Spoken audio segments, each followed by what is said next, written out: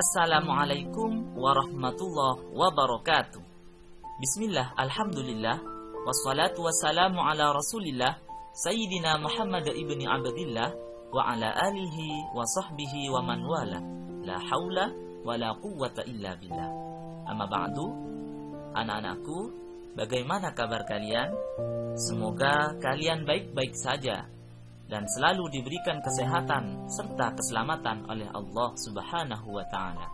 Amin amin ya rabbal alamin. Baiklah anak-anakku, alhamdulillah pada kesempatan hari ini kita masih ditakdir oleh Allah bisa belajar ilmu agama kembali di kelas 11. Tentunya ini merupakan nikmat yang patut kita syukuri, karena kalau kita melihat betapa banyak orang yang memiliki waktu tapi oleh mereka hanya digunakan kepada hal-hal yang sia-sia, hilang tak bermakna. Oleh karena itu, marilah sedikit waktu ini kita gunakan semaksimal mungkin untuk terus belajar, khususnya belajar ilmu agama. Untuk apa? Untuk bekal kehidupan yang sesungguhnya. Anak-anakku, walaupun kita belajarnya dari rumah melalui online, tapi tidak mengurangi sedikitpun pahala kita dalam rangka menuntut ilmunya Allah Subhanahu wa ta'ala. Yang penting diniati ibadah dan ikhlas. Insya Allah ilmu yang kita peroleh nantinya akan menjadi ilmu yang bermanfaat dan barokah fid dini wad dunya wal akhirah. Amin amin ya rabbal alamin. Baiklah anak-anakku, hari ini kita akan belajar ilmu pendidikan agama dan budi pekerti dengan KD 3.12 tentang menganalisis makna Quran Surat An-Nisa ayat 59 serta hadis tentang taat pada aturan. Yang kedua, menganalisis makna Quran Surat Al-Ma'idah ayat 48 serta hadis kompetisi dalam kebaikan. Dan yang ketiga, menganalisis makna Quran Surat At-Taubah ayat 105 serta hadis tentang etos kerja. Atau kalau di buku paket kalian terdapat di bab 6 dengan judul Perilaku Taat, Kompetisi dalam Kebaikan dan Etos Kerja.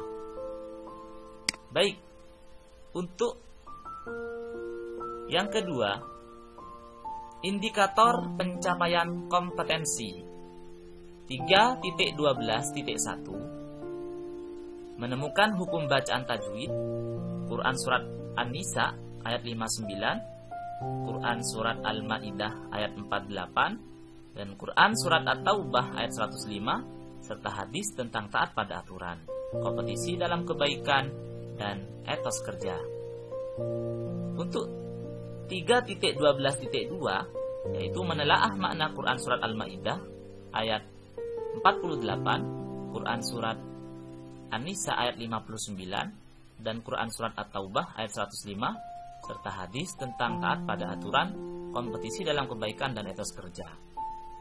Artinya bahwa yang paling prioritas atau pokok dalam materi kita hari ini adalah yaitu menemukan hukum bacaan tajwid, kemudian juga menelaah maknanya. Baik, untuk berikutnya kita akan belajar mengenai Quran Surat Al-Ma'idah ayat 59 serta hadis tentang taat pada aturan. Untuk Quran Surat An-Nisa ayat 59 ini tentang taat pada aturan, marilah kita bersama-sama membaca dengan bacaan yang benar, mengikuti atau berdasarkan dengan ilmu tajwid atau kaidah tajwid yang benar. Mari kita bersama-sama membacanya pelan-pelan dengan tartil. A'udzu billahi minasy syaithanir rajim. Bismillahirrahmanirrahim. Ya ayyuhalladzina amanu ati'ullaha wa ati'ur rasula wa ulil amri minkum. فَإِن تَنَازَعْتُمْ فِي شَيْءٍ فَرُدُّوهُ إِلَى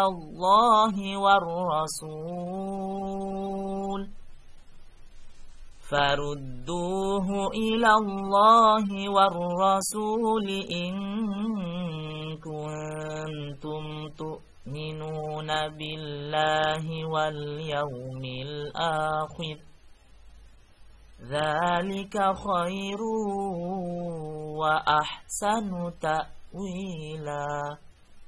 Shadaqallahul azim. Ya ayyuhalladzina amanu, wahai orang-orang yang beriman. Berarti ayat ini tertuju kepada kita sebagai orang-orang yang beriman. Siapa orang yang beriman itu? Kita sudah tahu, yaitu orang-orang yang beriman dengan adanya Allah, dengan adanya malaikat Allah, dengan adanya putusan Allah, kitab-kitab Allah, hari kiamat, dan juga qada dan qadarnya Allah. Apa kata Allah? Ati'ullah. Wahai orang beriman, taatlah kamu kepada Allah. Wa ati'ur rasul, dan taatilah rasulnya. Siapa rasul Allah? Utusan Allah, Nabi kita, Nabi besar Muhammad sallallahu alaihi wasallam. Wa ulil amri minkum, dan juga taatlah kamu kepada ulil amri. Uli artinya memiliki, amri artinya kekuasaan. Berarti yang ketiga, kita diperintahkan oleh Allah untuk taat kepada orang yang memiliki kekuasaan di antara kamu. Di sini ulama berbeda pendapat.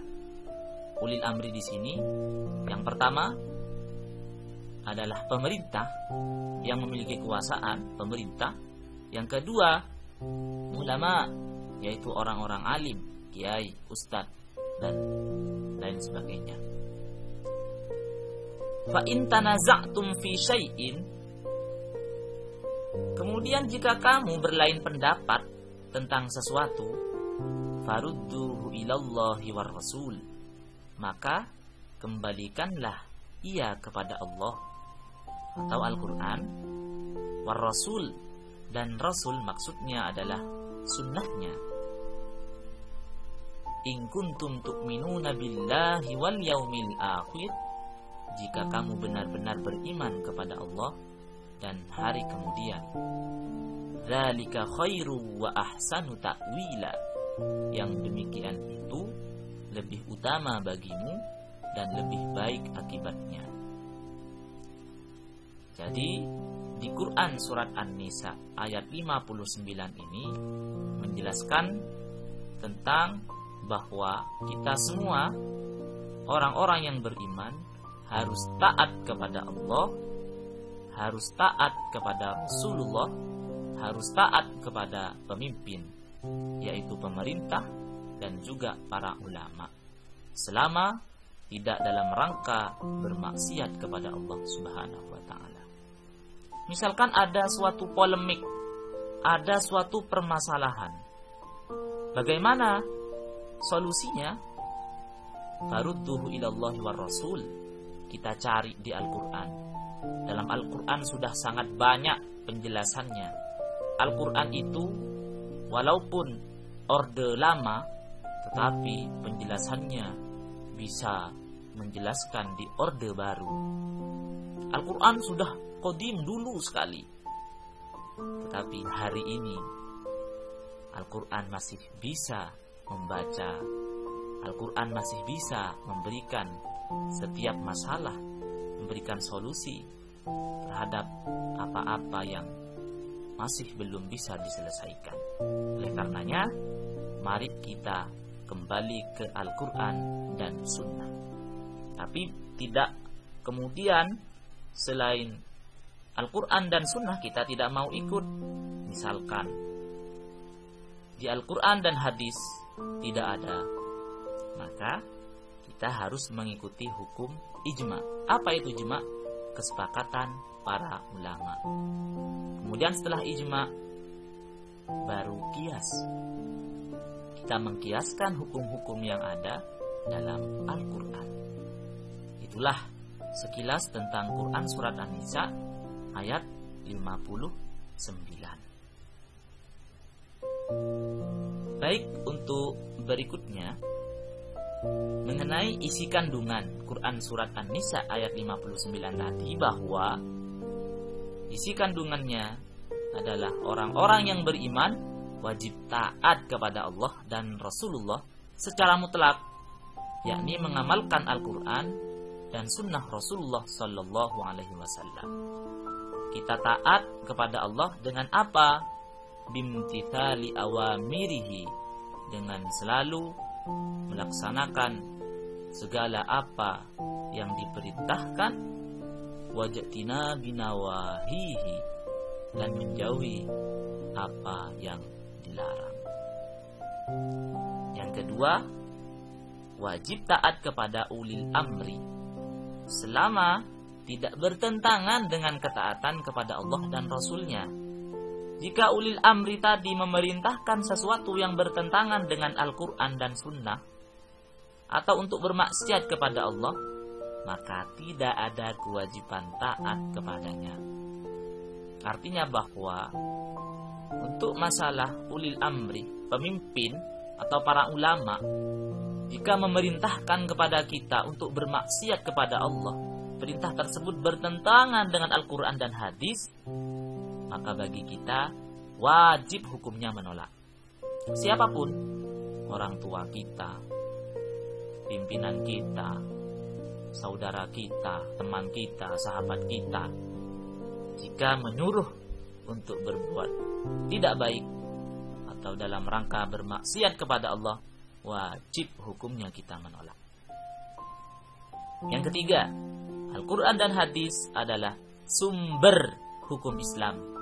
Artinya, ketika ada hal-hal yang diperselisihkan, yang belum tuntas atau sulit untuk dicari pokok permasalahannya, maka harus dikembalikan kepada keduanya, Al-Quran dan hadis. Kita cari solusi di Al-Quran, kita cari solusi di hadis. Insya Allah Al-Quran dan hadis akan memberikan solusi yang terbaik terhadap masalah tersebut.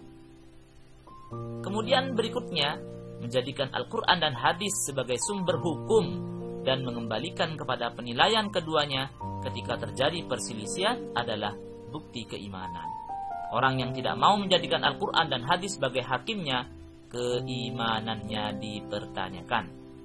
Kalau sudah orang yang kena musibah itu tidak mau mengkaji Al-Quran dan hadis, dia ingin menyelesaikan permasalahannya menurut akalnya sendiri, menurut kemampuannya sendiri, maka sudah tidak diragukan lagi, keimanan dia berkurang, patut untuk dipertanyakan.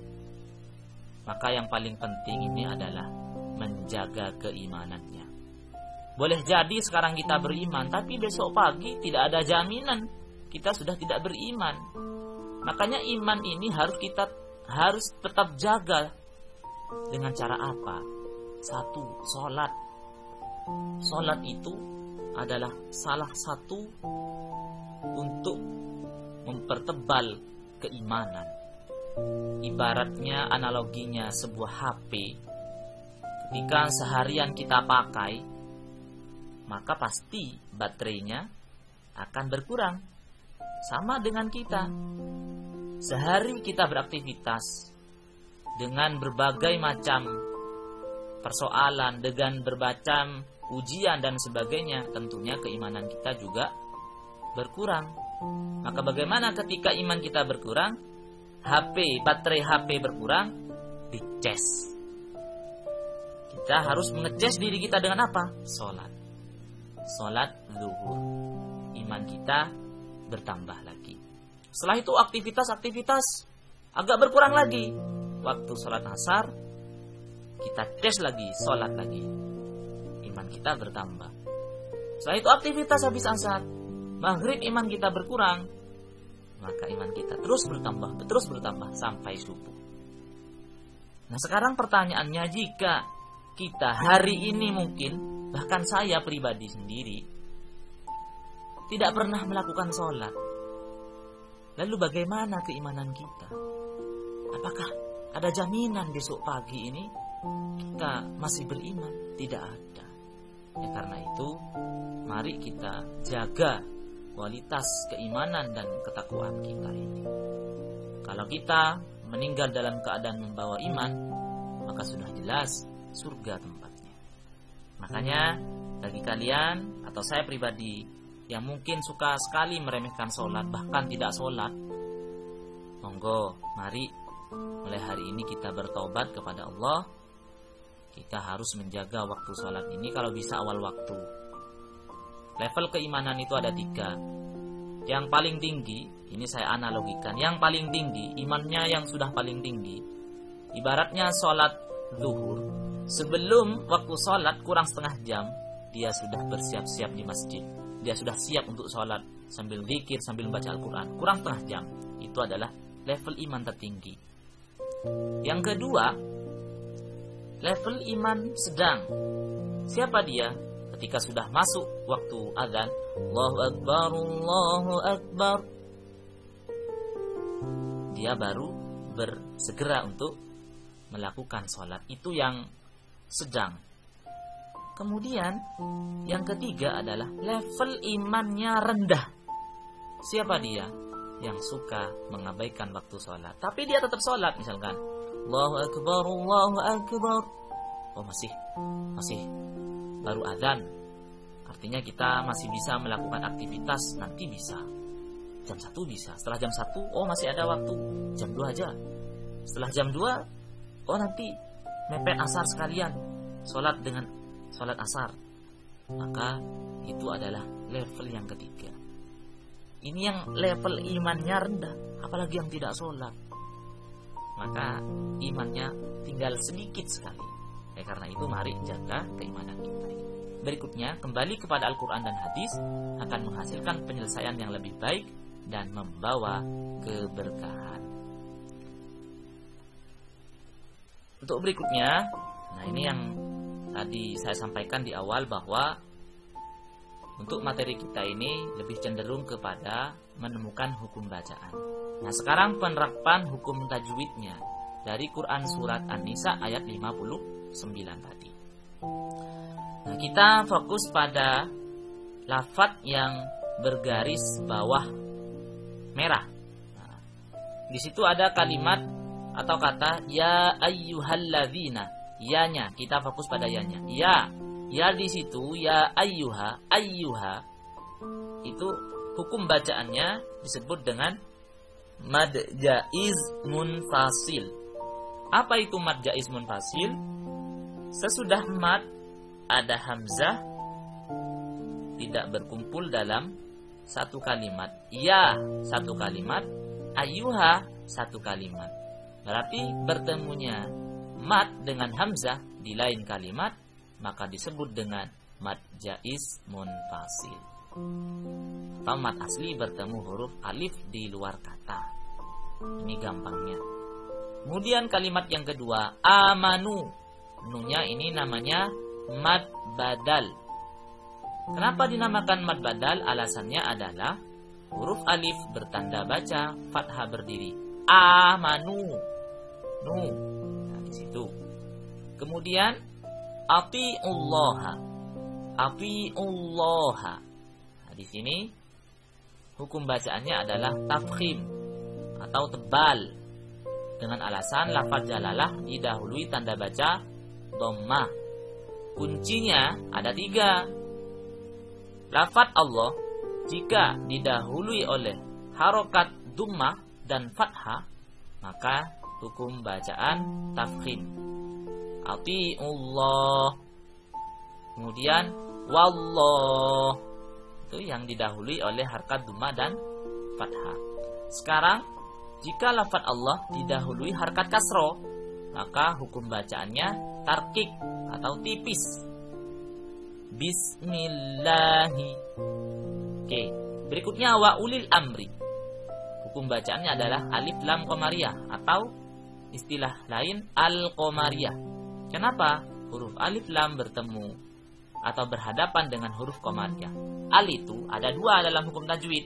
Ada al-qamariyah berarti bisa dibaca al-qamariyah. Sesudah al tidak ada tasdid.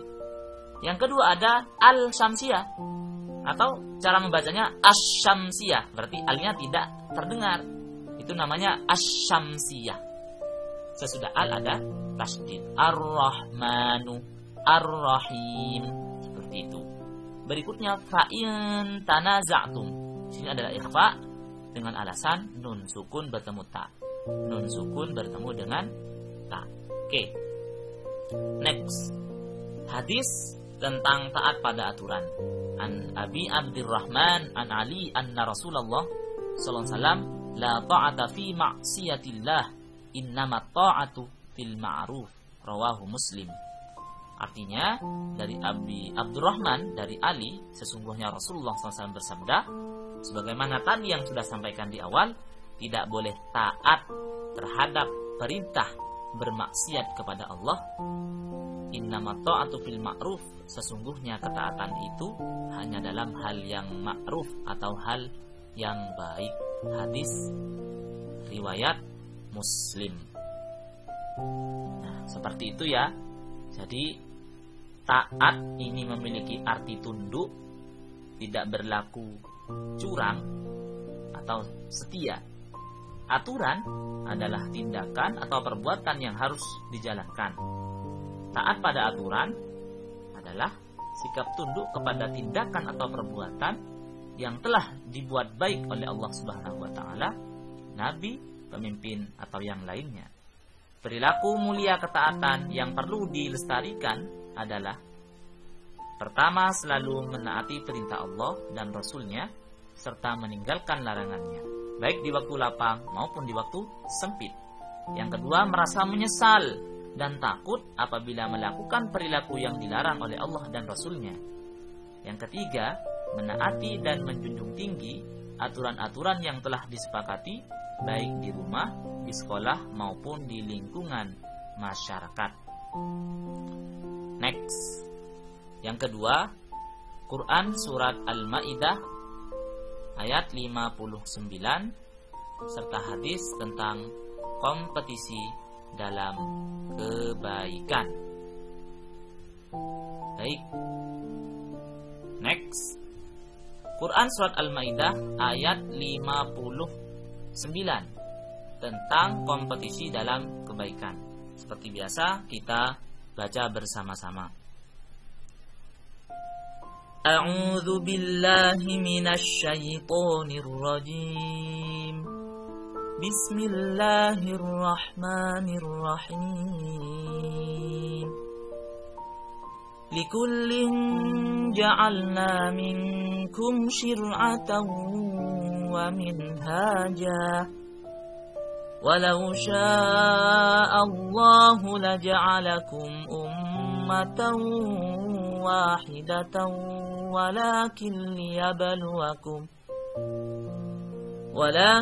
liyabluwakum fima atakum fastabiqul khairat ilallahi marji'ukum jami'a ilallahi marji'ukum jami'an fayunabbi'ukum bima kuntum fihi takhtalifun. Artinya, untuk tiap-tiap umat di antara kamu, kami berikan aturan dan jalan yang terang. Sekiranya Allah menghendaki, niscaya kamu dijadikannya satu umat saja. Tetapi Allah hendak menguji kamu terhadap pemberiannya kepadamu, maka berlomba-lombalah berbuat kebajikan. Hanya kepada Allah lah kembali kamu semuanya, lalu diberitahukannya kepadamu apa yang telah kamu perselisihkan itu. Baik, next. Isi kandungan ayat. Yang pertama, setiap umat tentu memiliki hukum dan syariat yang berbeda-beda sesuai dengan kondisi hidup dan masa mereka. Namun secara akidah tujuan sama, yaitu bertauhid kepada Allah. Yang kedua, Allah menciptakan manusia beragam macam hanya saja untuk menguji mereka serta memberi kesempatan agar berlomba-lomba dalam kebaikan. Tiga, mengajak kita semua agar senantiasa berlomba-lomba dalam kebaikan. Saya percepatnya supaya durasinya tidak terlalu lama. Kalian tinggal membaca dan memahami saja, tidak perlu saya jelaskan secara spesifik. Baik, untuk penerapan hukum tajwid, likullin ja'alna, ini adalah hukum bacaan ikhfa. Alasannya tanwin bertemu huruf jim. Yang kedua, minkum syir'atan, hukum bacaan adalah idhar syafawi, mim mati bertemu dengan shin. Yang ketiga, wa min haja, mat iwat, tanda baca fathah tanwin bertemu alif dan diwakafkan. Aslinya tanwin jan diganti mat ja, wa min haja. Berikutnya, walau sya'allah, sya'allah 2 setengah alif, dinamakan mat wajib muttasil. Kenapa? Sesudah mat bertemu hamzah dalam satu kalimat. Yang berikutnya, ummatan wahidah, idgham bi gunnah. Kenapa? Alasannya tanwin bertemu dengan waw. Baik, next. Yang ketiga, Quran surat At-Taubah ayat 105 serta hadis tentang etos kerja. Quran surat At-Taubah ayat 105 tentang etos kerja. Mari kita baca bersama. Bismillahirrahmanirrahim. Wa qul i'malu fasayarallahu 'amalakum wa rasuluhu wal mu'minun. Wa saturadduna ila 'alimil ghaibi wasyahadati fayunabbi'ukum bima kuntum ta'malun. Artinya, dan katakanlah, bekerjalah kamu, maka Allah dan Rasulnya serta orang-orang mukmin akan melihat pekerjaanmu itu, dan kamu akan dikembalikan kepada Allah yang mengetahui akan yang gaib dan yang nyata, lalu diberitakannya kepada kamu apa yang telah kamu kerjakan. Menerapkan hukum tajwid, fasayarallah, tafkhim. Tadi lafaz Allah didahului oleh harkat fathah. Wal mu'minun, alnya sesudah al tidak ada tasydid, maka alif lam komari atau al koma tiga. Wasyahadah, sesudah al ada tasydid, disebut dengan alif lam samsiyah atau asyamsiyah. Berikutnya fayunabbi'ukum bima, mim mati bertemu dengan ba disebut dengan ikhfa syafawi. Ta'malun, ini dalam kondisi waqaf. Sesudah mat bertemu dengan huruf yang matinya karena waqaf disebut dengan mat arid disukun. Next. Terima kasih. Itu ya, tadi mengenai menganalisis makna Quran. Apa tadi? Menganalisis makna Quran surat An-Nisa ayat 59, Quran surat Al-Maidah ayat 48, Quran surat At-Taubah ayat 105, serta hadis tentang taat pada aturan, kompetisi dalam kebaikan, dan etos kerja. Itulah, mudah-mudahan sedikit yang saya sampaikan menjadikan ilmu yang bermanfaat dan barokah, dan yang paling penting adalah bisa kita implementasikan atau kita aplikasikan dalam kehidupan kita sehari-hari. Demikianlah pembelajaran hari ini. Sampai jumpa di pertemuan berikutnya. Dari saya, terima kasih. Kurang lebihnya mohon maaf. Ihdinas siratal mustaqim. Assalamualaikum warahmatullahi wabarakatuh.